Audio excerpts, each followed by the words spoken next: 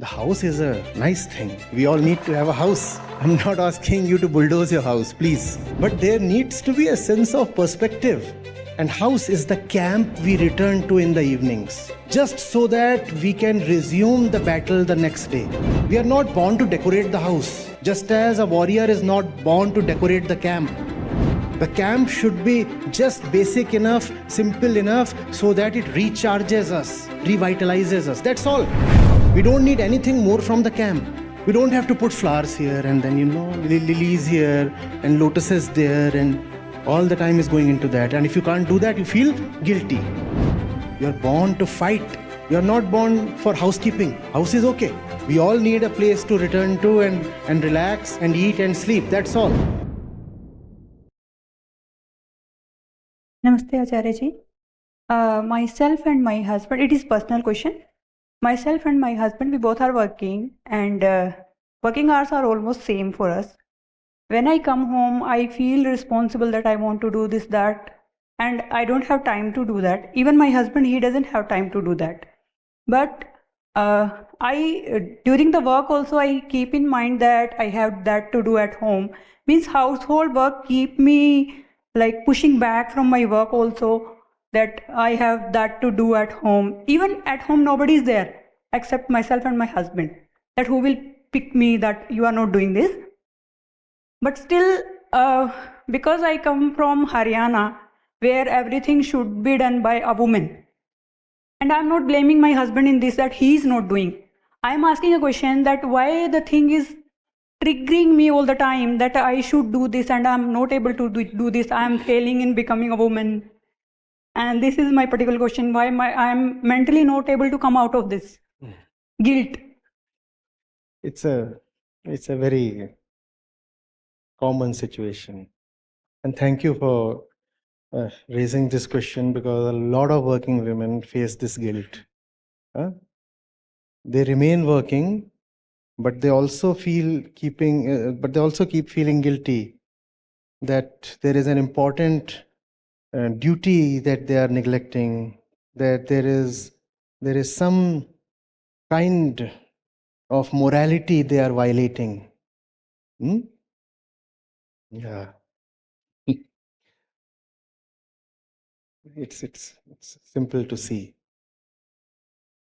We may move out of a place, but it doesn't easily happen that the place moves out of us. You may move out of a place, but the place doesn't move out of you. The place remains within you. And we have been told, I too come from a place, not very far from Haryana, so that's fine. We have been told, especially in North India, in South India as well, most of the Orient, actually in the entire world, only the degree varies. The dictum is much the same. At some places it has been enforced with a greater intensity, to a greater degree. At other places it has not really been enforced that much. But the centerpiece of the conditioning remains the same. The woman belongs to the home. The woman belongs to the home. That's all. And the roots are in the jungle. Where is this perception, this piece of conditioning coming from? The jungle.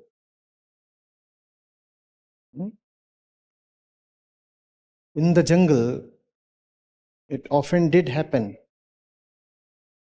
that, especially during long periods of pregnancy, the woman couldn't really gather for herself. We were a gathering species. We call ourselves hunter-gatherers. We were not even so much hunters. We were gatherers. And even if we were hunters, a pregnant woman would find it much more difficult to hunt down an animal. So she would become kind of immobile. And obviously there was no protection against pregnancies. So she was almost continuously pregnant. And the child mortality rate was extremely high. Obviously there is no vaccination, there is no care during childbirth. So extremely high child mortality rates. Kids were taking birth and kids were dying. And that would incentivize the next birth because the previous kid has passed away. So the woman, even if she was young and strong of build, but she was immobilized because of pregnancy. So the man became the provider. The roots of the whole story are in the jungle. The only difference is, where is the jungle today? Why are we still behaving as if we are in the jungle? Huh? And then from the jungle, from being the gatherers, we became the farmers. Right? We cleared land and we had gained some knowledge. Oh, this grain, this seed, this crop, this weather, these conditions, this much of water. Some knowledge we had gained. So with that knowledge, we started growing our food for the first time. And that's pretty recent, just around 8,000-10,000 years back. And now the role of the woman became even more confined to the household. Because now, first time, because there was farmland, there was also a house next to the farmland. When you are a gatherer, you don't need to have a house because you can go anywhere to gather. In fact, you want to go anywhere to gather. This particular area, this season, we don't have much fruit. So let's go away to that place, and the entire tribe would walk to a place 30 miles to the north where there is still some better picking to be had. But now you have land and you cannot parcel land and take it with you. So land is a fixed asset. Because land is fixed here, so you also fixed your house. For the first time, we became householders. And once you become householder, the house needs to be taken care of. And we now got into a means of production that was more energy intensive. Please tell me, what requires more energy? Gathering fruits and leaves and veggies, those things, or tilling, harvesting, cultivating, those things. What requires more energy? Farming requires more energy. And we didn't have nuclear fusion as fuel then.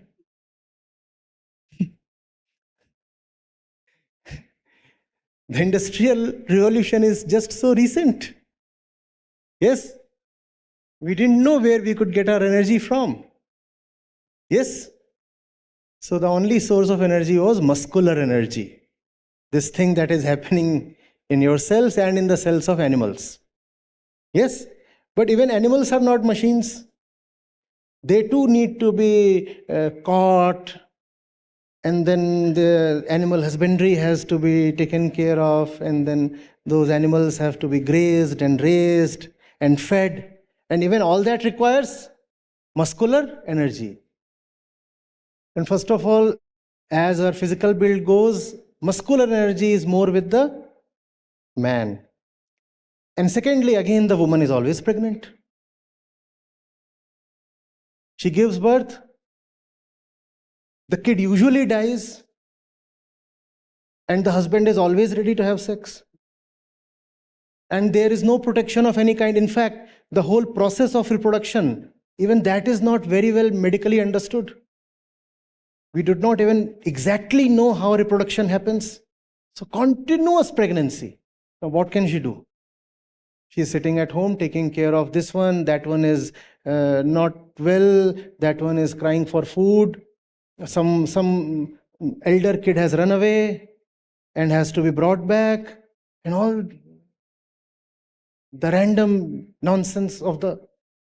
And the man goes out and works on the fields, and when he returns, he's even hungrier for sex because the entire day he has been sweating away on the fields. So he comes back and says, some entertainment I need. And the woman happens to be the only entertainment. There was no Netflix. So that was how it was happening. Please understand. And she has tender fingers. So when it comes to doing works that require some delicate movement, she does it better. So you say, she is the expert in the house. She knows how to stitch. She also chops vegetables really well. And obviously the kids. She has to take care of their needs. And the man is so irritable. If the kid comes to him, he simply just slaps him and go away. But the woman has more patience. And she cares better. So she takes care of them. So that's where we are coming from. Please understand. It's thousands of years of past sitting inside you. And that's what makes you feel guilty. The only question is today, is muscular energy the dominant energy available to mankind? How much is your daily energy consumption? Have you seen or calculated or read? Every day, how much energy do we consume? Please figure that out. And then try to estimate how much of that is muscular. We are consuming energy even right now, right? Energy, everything is energy. How much of this energy is coming from a muscular origin? How much? Negligible. So, the energy advantage that the male had has been neutralized long back since the steam engine. And forget about coal and steam being the source of energy, and later on fossil fuels, and then nuclear energy, and now we have all kinds of green energy. Forget about these. Zero comes from muscular energy. So how is the man now superior when it comes to commanding energy? And today, the origin of energy lies in intellect. And the intellect of the woman is much the same as that of man.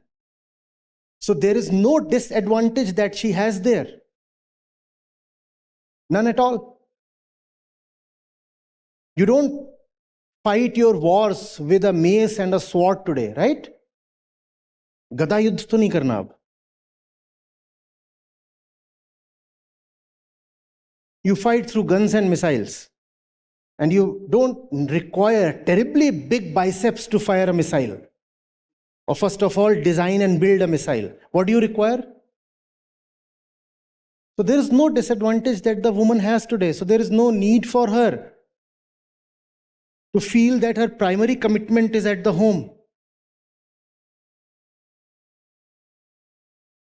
Are you getting it? But the past, it never becomes the past. We say, gone by, but it never goes by. The past is such a living thing. It doesn't allow the present to be fully alive. The past suffocates the present. Are you getting it? And that's all. There are no complications in the story. This is it. But millions of women are continuously carrying this guilt. Even if they go out, they feel we have to. Somebody told me in Mumbai, it often happens when women are returning from work in the Mumbai locals, because they know it will take an hour to reach their place. in the bus itself, they start chopping vegetables,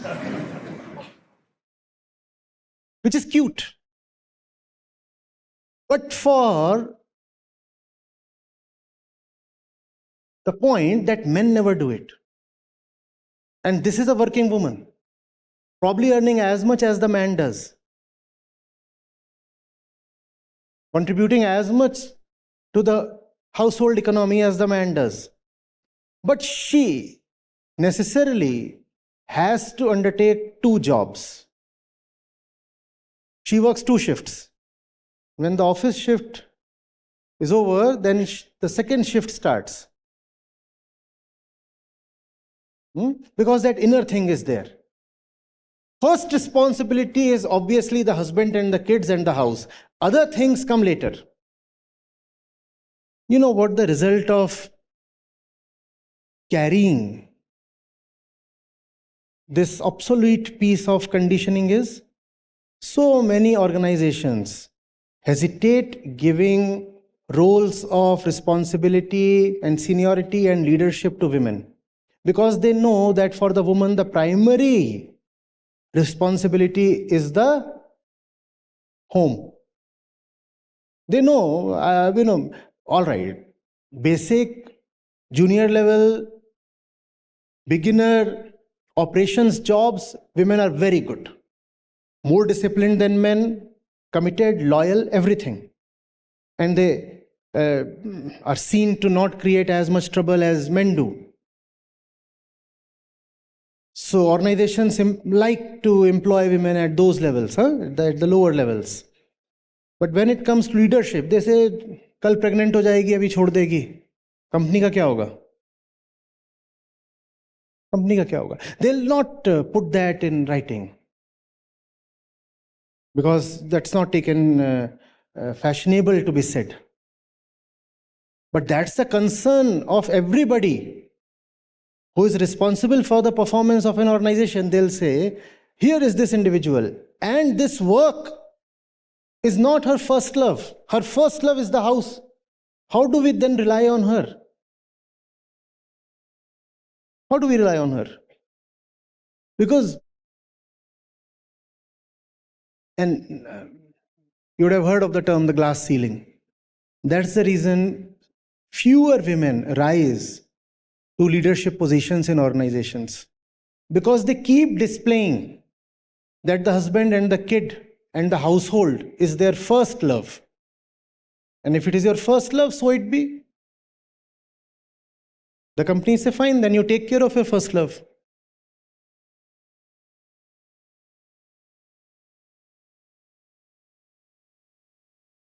On one hand, we talk of the Bhagavad Gita, and Sri Krishna says, action should emanate from your deep clarity.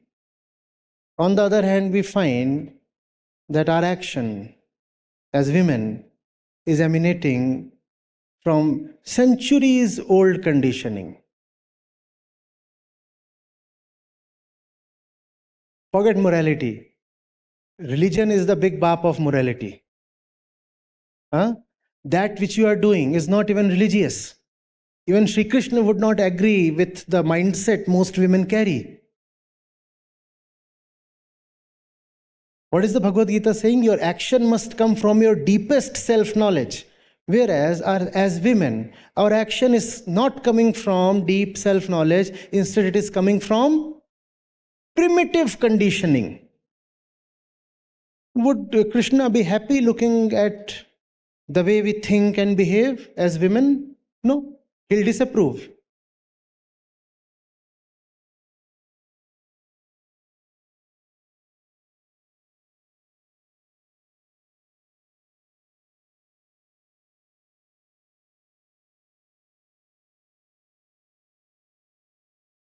The house is a nice thing. We all need to have a house.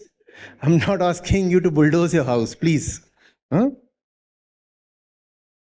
But there needs to be a sense of perspective. What is important is important. What is less important is less important. And what is equally important for both husband and wife is equally important.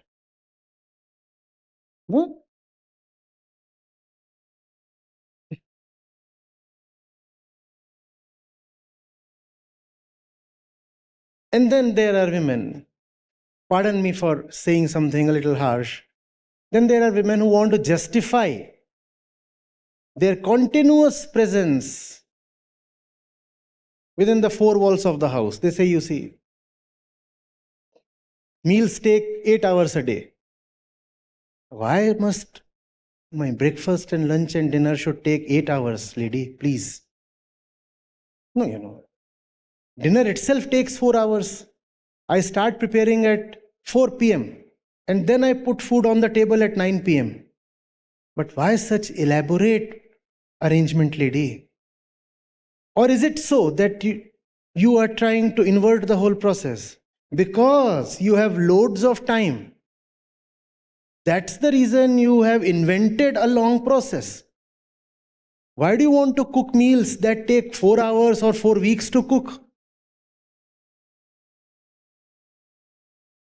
Such cumbersome recipes, long drawn recipes. Take special chickpeas sourced from Namibia,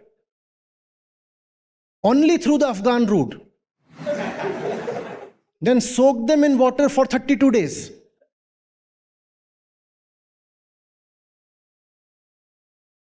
Then add special spices sourced from the Vijayanagar Empire. Why? Just to justify the fact that you really aren't being true to life? That you are missing out on life? So you want to fill up the hollow with recipes? Come on. And I know I'll be hated for saying this, but that's fine. I've already hit the saturation level, so any more hate doesn't really count. Already trending here?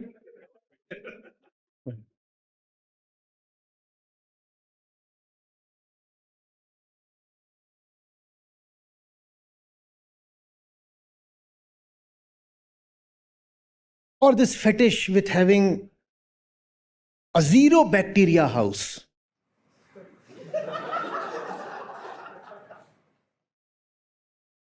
With the most advanced electronic microscope.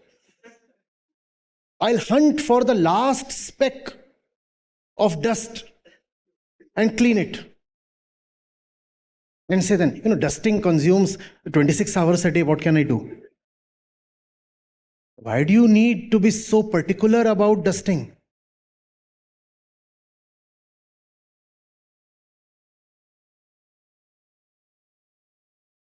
It's a commode, not the stove. It will have bacteria. Let them be. They too have a fundamental right to exist somewhere.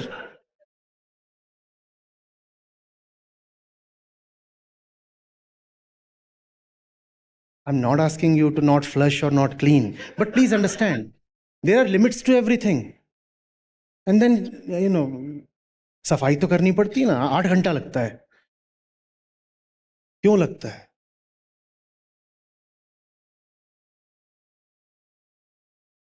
And then the common aspersion is, this fellow has no respect for household work. If that's how you want to see or put it, I mean, fine. The house is a place we come to take rest so that we can again work. We talked of Sri Krishna. It's Yuddha Kshetra, Rana Kshetra, Kurukshetra. And house is the camp we return to in the evenings, just so that we can resume the battle the next day. We are not born to decorate the house, just as a warrior is not born to decorate the camp. The camp should be just basic enough, simple enough, so that it recharges us, revitalizes us. That's all. We don't need anything more from the camp.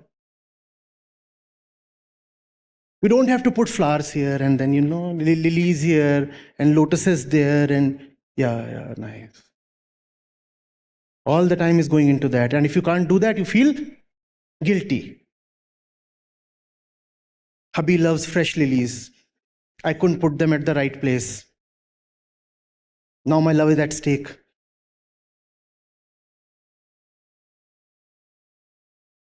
On one hand, we venerate the Bhagavad Gita, right? On the other hand, we do not see where the Gita is coming from. Is Krishna teaching Arjun to go and enjoy leisurely in a camp? Why would he tell him to fight? He'll say, you return to your palace. And it has been very nicely kept for you. It's a 5-star palace. Go and enjoy there. No. Man is born to fight. And by man, I mean woman. Woman. You're born to fight. You're not born for housekeeping. House is okay. We all need a place to return to and relax and eat and sleep. That's all.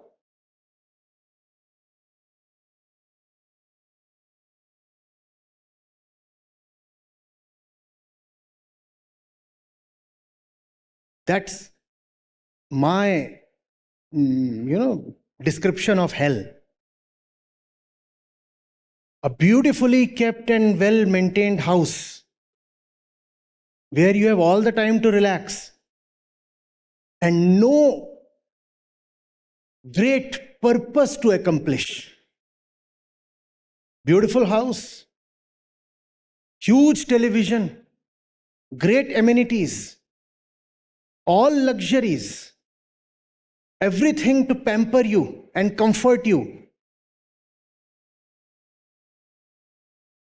And no purpose, no real battle in life. That's my definition of hell. Not a place where you are deep fried in oil, but a place where you are offered all comforts and luxuries.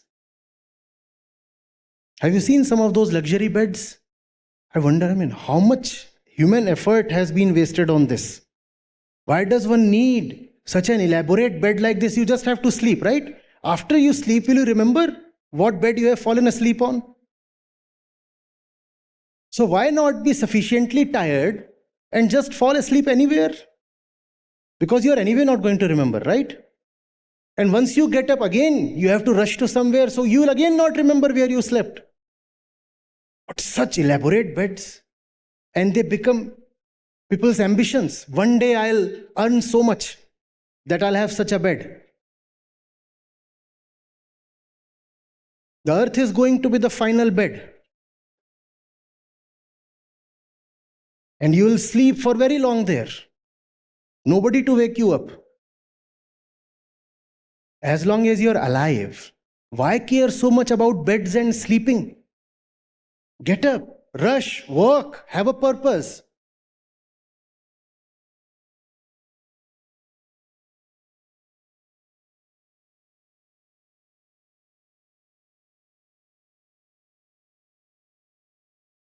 Tell me, if you don't move out of four walls, any four walls, will that develop your knowledge or intellect or consciousness? Please tell me. Isn't it so obvious what it is doing to the mental status of our women if they are continuously just confined in the household? And the only thing that they look at it when it comes to gaining knowledge of the outer world is the television. And what kind of stupid material is streamed there, especially for women? Have you not seen that?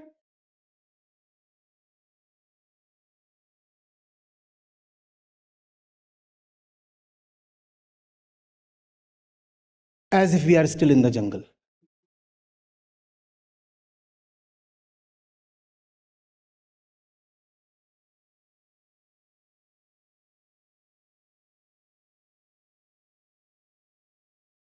Yes, please.